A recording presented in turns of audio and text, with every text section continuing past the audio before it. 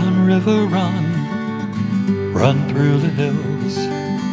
Run, river, run to the sea. Run, river, run to your place beneath the sun. Run, river, run over me. Run through the land, you run through my soul. Bring me wisdom and peace. Hey, hello there, this is Jan Lewis. Welcome to be my guest. And today we have, from the Massachusetts Archaeological Society, we have Curtis Hoffman, who is the bulletin editor, membership secretary. And what else, Curtis? Welcome. Thank you. What else do you do over there? Well, let's see. I am a member of their board of trustees. I am a member of the executive committee. I'm the bylaws committee chairman. I've been with this organization since 1973. Wow. And so at one point at a recent board member, one of our members decided to ask everybody to go around the room and say how long they'd been there. And I was kind of shocked to discover that I'm the eminence grise. What is that? The gray eminence there. I'm the oldest, longest-serving person on the board at this point. So, how's that make you feel? Good? It's a little nervous and nerve-wracking. Right. Yes, it is. But in any event, I know that organization inside and out. Archaeological. Now, I don't know if you've heard about it. We have a cave here in Yes, Upton. indeed. I've been there. You've been over to the Oh, cave? yes. What is your take on that? Well, as you may know, there's some recent new findings about it that indicate that the age of it is pre-colonial. Yeah. And I'm in contact with the people who were doing that research because they did some for me also. Mm-hmm. And I think that those dates are quite acceptable. You think so? Yeah. It's a fascination to me because it's so beautifully put together. Mm-hmm. And then the sun hits it. What is it? It's just right on the horizon? On the solstice, yeah.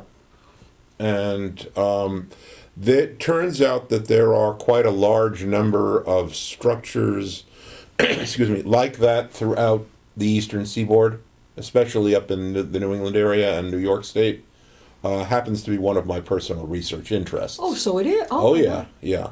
So, before we get into the archaeological side, what do you think? He's pre-colonial, but are you speaking of American Indians maybe? Yeah. Or before that? Yeah. Yeah. They were able to construct things in stone, which we have not given them credit for. Yeah. And one of the things that has happened over the past 15 years is that the descendant communities are beginning to come forward and claim these as their own sacred sites.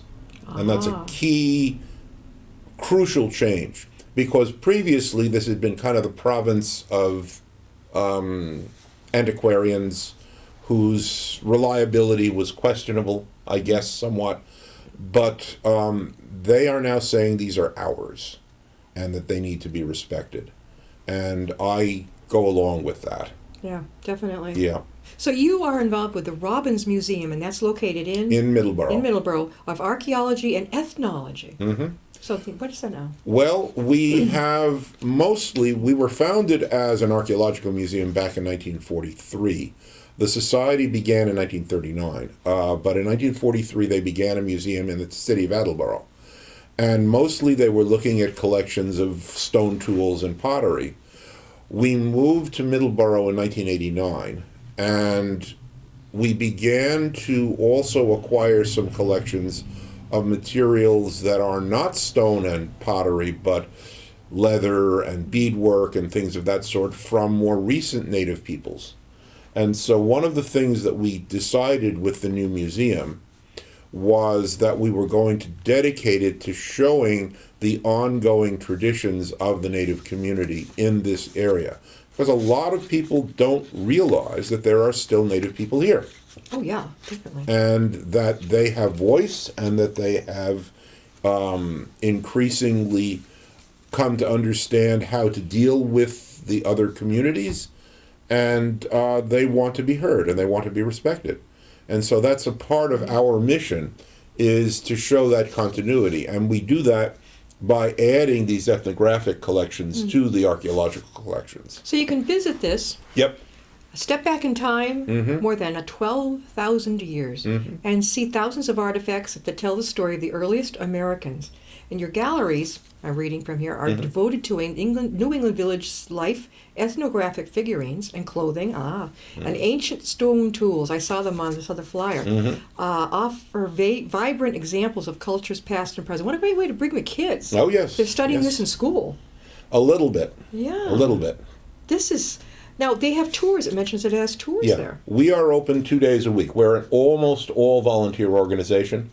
We have one part-time, half-day employee a week who manages our books, and otherwise it's all volunteer. It's all volunteer. And so we're open on Wednesdays from 10 to 4 and Saturdays from 10 to 2.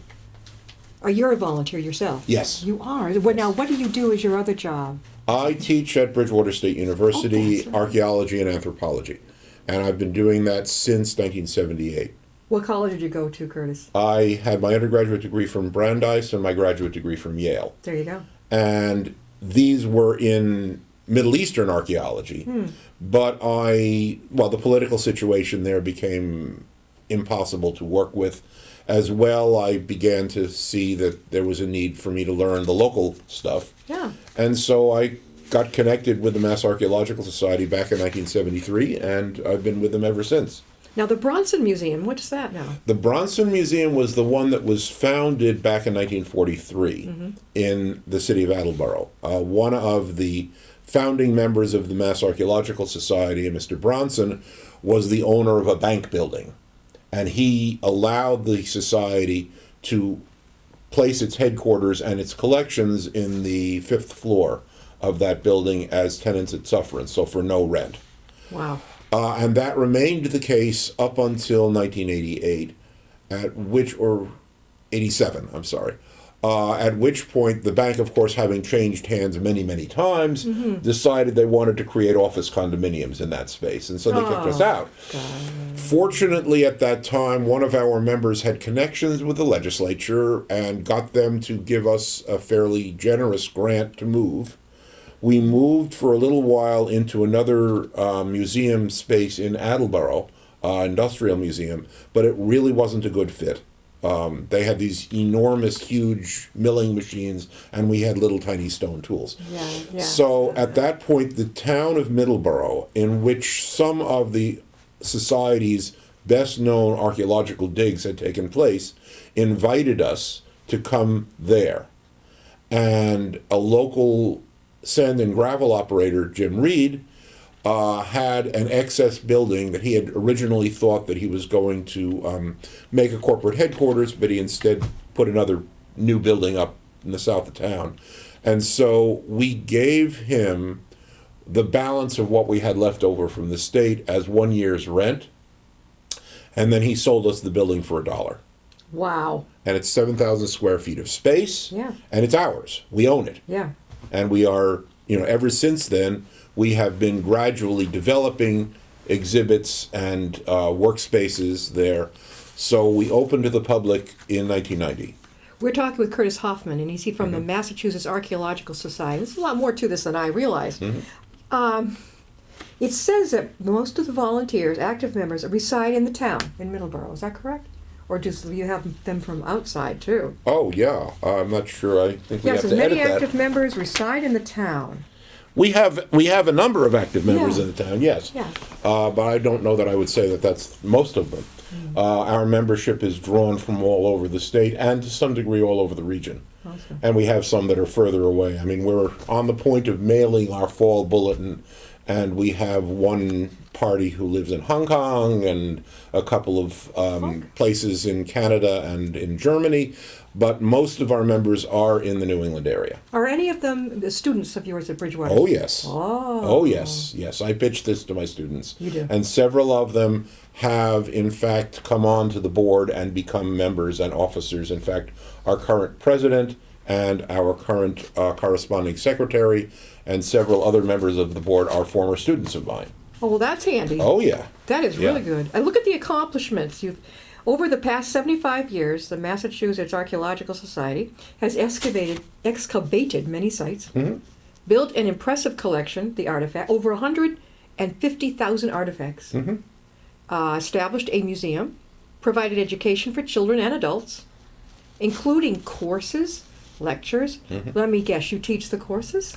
I have done. I haven't done recently, but I certainly have done.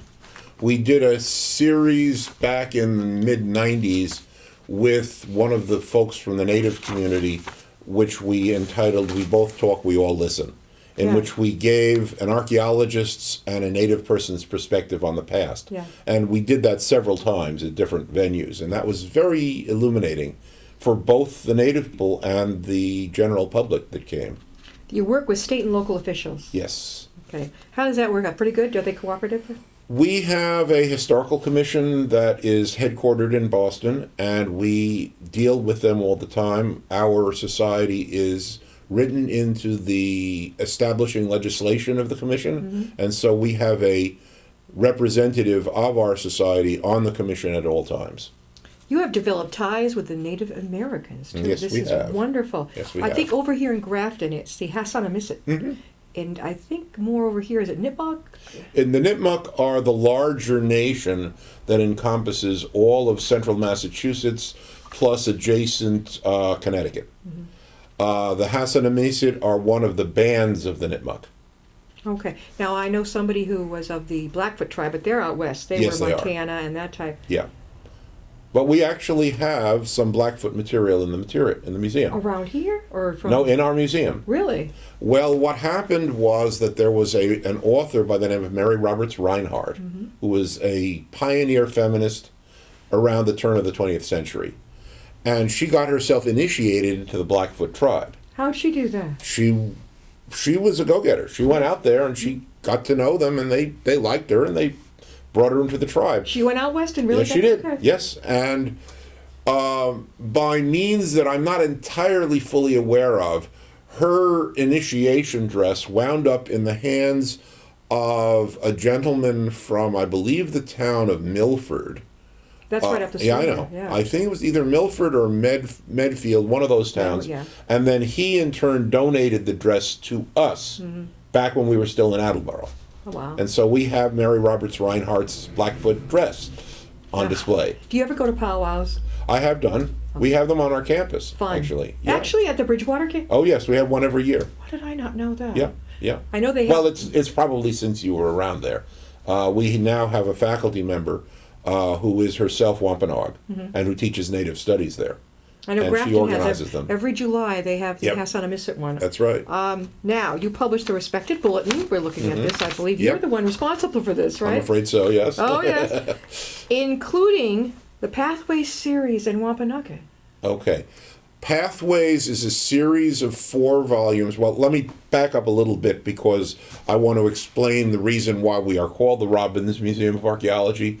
Our founder was Morris Robbins, who was trained as an electrical engineer. And when he got to the age of 40, he said, well, you know, I expect to live a good while longer, and I will sooner or later retire. What am I going to do with the rest of my life? Sounds familiar? And he decided that he wanted to become an archaeologist. And so he actually went to a correspondence school and got the first doctorate in archaeology in New England. And he founded the Mass Archaeological Society in 1939 with a group of professional and amateur archaeologists. When we moved the museum to Middleborough, and he was still alive at the time, we named it in his honor. And he passed away about 1.5 years later, at the age of 91. Wow. Yeah. Well, so he certainly accomplished So what he was the wanted. founder. He was the founder. And so he wrote this series of Pathways books about Native American trails, and he did the historical research to find out exactly where they went. These are mostly in they're all, I believe, in southeastern Massachusetts, because that's where he lived. You know, he was an The Attleboro Attleboro resident. area and yeah. Yeah, and out to more or less out to the Cape and Middleborough and that area. We are in the process of republishing that Good. because we decided we needed to digitize it. Yeah. He also was the chief excavator at one of the largest sites known in the region, the Wampanoag site, from 1950 through 1981 or 1982. That's a long. Oh, yes. And they worked there for a long time. They got a lot of digging done.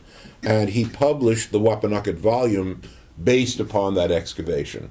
And so that's one of the things that we offer for sale in our bookstore. Oh, you have a bookstore? Oh, yes, we do. Museums. Oh, wow. you I know. didn't know that. Yep. We have a bookstore. We have a library. Are you in cahoots at all with Springfield Museum or the Worcester? The fellow who was the curator at the Springfield Museum, John Pertola, is a member of our society. We don't have connections with the Worcester Museum, though. Okay. So, in other words, this wouldn't be something like looking into the Civil War. No. We are specifically dedicated to the native cultures. Okay. That's great. And while we've brought that more up to date, and while we are continuing to work on bringing it more up to date, I mean, one of the things that we're doing now is we have a committee that consists of some of us and some of the native people, and we are talking about how we can incorporate native ideas into our exhibits. You may know that a Mashpee woman by the name of Jessie Littledoe has been reconstructing and recreating the Massachusetts language. And one of the things we are hoping that she may be willing to do for us, or to get others in her group to do, would be to actually give us the names of the stone tools we have on display, so we can put those names right in the display cases. Yeah. So that, especially for native children, Sure. to learn the names of the tools that their ancestors used. You provide education there. This is fascinating. For children and adults, courses, lectures, archaeological fieldwork training. You take people, if they really want to learn a lot more? Yeah, this is something which we have done more of in the past. The training in archaeological fieldwork is increasingly now being done in universities and colleges. So we're kind of backing off from that a bit. There are some liabilities involved, Sure. which need to be dealt with, and we're investigating those in terms of insurance and so forth. So we're a little bit backing off from that. But our chapters have been the ones that have mostly done that work. So if somebody watching would love to come to one of your classes, how would they go about doing that? Well, we have a website. It's www.massarcheology.org. And that, I think, is on the card there, Yeah. if you wanted to hold that up. Yeah, I've got that. Yeah. I don't know if people can... Paul, can you zoom in on this? Let's see. It says the Robbins Museum. And then, is there a phone number that they can Yes, reach you at? it's 508-947-9005. Okay. And they would reach you personally? They would reach, well, we have an email, which is info@massarcheology.org, and that will get to me as well as a number of other people. And then also check out the website, and there are various things that are posted on the website. We try to keep it up to date as much as we can. When are the Curtis? When are the classes, and where are they? They are being held at the museum itself. At this point, they are like individual one-time lectures. In addition to that, we have an annual and a semi-annual meeting at which we have various research topics presented. We recently had our annual meeting back in late October, and our semi-annual meeting will probably be in April or so. And that's also, the dates on that will also be posted on the website. So you probably have a really great new year coming up, right? Things coming up. Oh, yeah. Yeah. What are you looking forward to the most? Well, first of all, that revamping of the exhibits with native ideas in them, Right. that will be fairly exciting.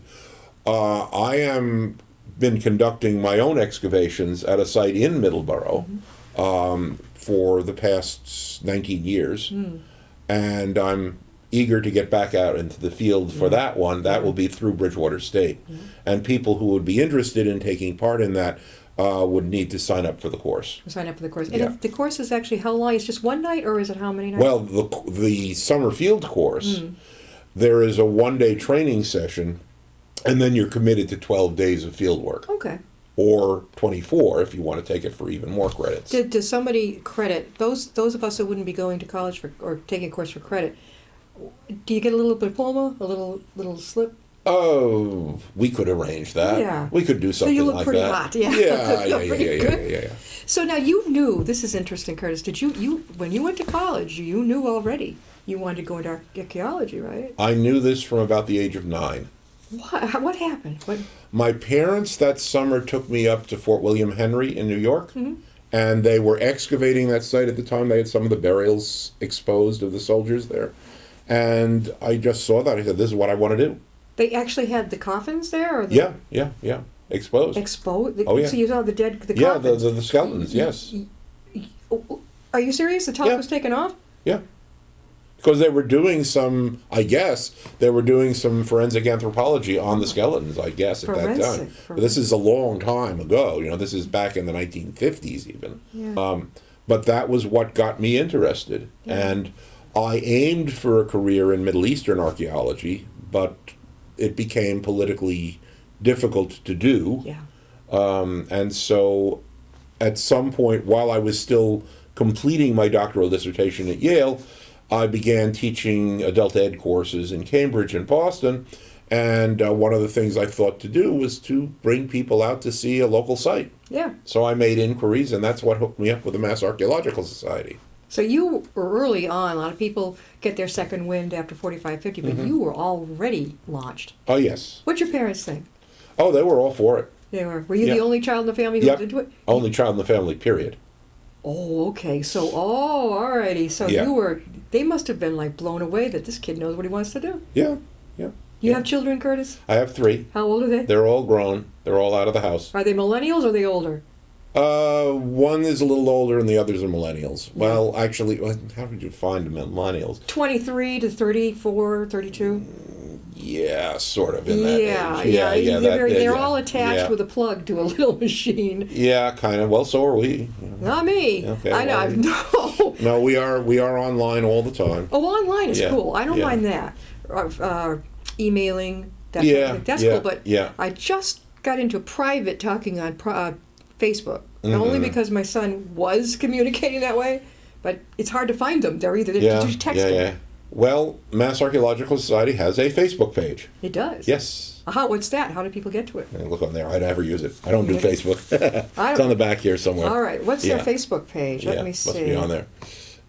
Let me see. I don't. Right down the bottom there somewhere. It has the F for Facebook. You got their Yeah. email. Yeah. Yeah, you got your www. Well, most people would use the email. Yeah. And you can get in through the website, I'm sure. Oh yeah. Yeah. I got you this. And how many years old is it? 70 something? Well, we're now 76. Yeah. So we celebrated our 75th anniversary last year. And there are 4 chapters. Yep. And Western. Now we don't have. Yes, we do in Worcester. Yes, we do.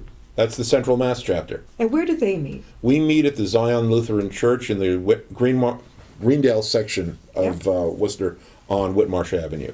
And our meetings are usually the first Saturday of the month, though this month our meeting is going to be this coming Saturday, the 14th. What about the one in Western Mass? Is that the Springfield one you mentioned? No, they're up in Greenfield.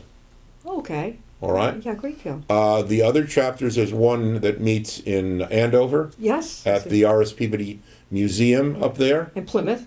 and the Massasoit chapter in Plymouth. But you're in the middle. So actually, there are 5 chapters if you include yours in Middleborough. Well, it isn't real. No, that's the parent organization, you okay. see. All right. In fact, the Massasoit chapter is, as of January, going to be meeting at our museum some of the time. Oh, well, they're Plymouth. They're close to you. Yeah.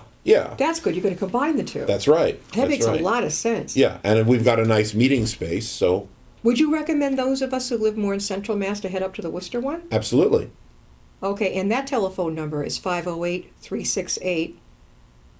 508-368-8852 for the Massachusetts Archaeological Society chapter here in Central Mass, which is closer. Plymouth would be, Middleborough's a bit of a hike. Western Mass, Springfield, so many people might want to go down there. Greenfield. Greenfield. I Yeah. mean, that is out there for us. Andover is way out there for us. Yeah, but the Central Mass chapter, we have meetings from October through December and from April through June. We give it a rest during the winter because we've been closed down by too many snowstorms. So we don't even bother at this point. I know, that's How many people come to each chapter, do you think? It's very variable. The Central Mass chapter has got about 15 to 20 regular people. The Massasoit is smaller. The Andover chapter is larger. The Western Mass chapter is fairly new, and so they're very enthusiastic. I wonder if there'll be more. There have been more Yeah. from time to time. See, the chapters got started during World War II because people couldn't, there wasn't gas, it was gas rationing, and people couldn't get to the museum in Attleboro, so they formed their own separate chapters. That's the history of that. And none in Boston. I'm amazed. There was a Boston chapter for a while, but it didn't stick for That's some reason. odd. Why? So, I don't know. It I just don't didn't, get. We're didn't talking stick. with Curtis Hoffman, and he is with the Massachusetts Archaeological Society. Curtis, tell people again how they can reach the society. We have a website, which is www.mass.archaeology, spelled with an AE.com. We have a email address at info, at massarchaeology.com, and we have a Facebook page. And our phone number is 508-947-9005. Curtis, when you have the chapter meetings, do they always have a speaker just about archaeology? It isn't always the case that it is. I have hit up some of my colleagues at Bridgewater to give talks on cultural anthropology and biological anthropology from time to time. That's interesting. Our next speaker this Saturday, you're not airing this right away. No. Yeah, will be on the Westford Night, Yeah. which is a supposed carving of a person who came across the Atlantic in the time before Columbus. The speaker has excellent information that this was produced by school children in the late 19th century. But in any event, that's what our next speaker will be. So we have a variety of speakers, and they're not always about local topics. That's interesting. Yeah. How long is the meeting? An hour and a half, maybe? Yeah, well, basically we meet at 7 just to socialize. At 7:30 we have a brief business meeting, and the speaker is on at 8 for about an hour. Right there in Middleborough. In Worcester. In Worcester. Oh, the Worcester In one. Worcester, Okay, in the yeah. Worcester one. Okay, so that's the closest version. Yeah. But before we close, I just wanted to have you pan in on this gorgeous shirt that Curtis is wearing. This shirt, his wife made herself, and it, I must say, it is perfection. Absolutely. I don't know if you get a shot of it, but you don't see that all the time. It looks like it came from Macy's or Nordstrom's. It's absolutely beautiful. So kudos to his wife, and she is going to be, may hopefully be on the show. She is going into, what was it now? The design? Fiber art. Fiber art. Yeah. She's going to be good at it. She's exhibited at a number of local shows. She's going, she's, you can tell. I mean, the perfection Yeah. in the stitching. Thank you so much, Curtis, Well, for thank being you. on the show. I appreciate it. And we'll see you next time. I'll be my guest. Thank you.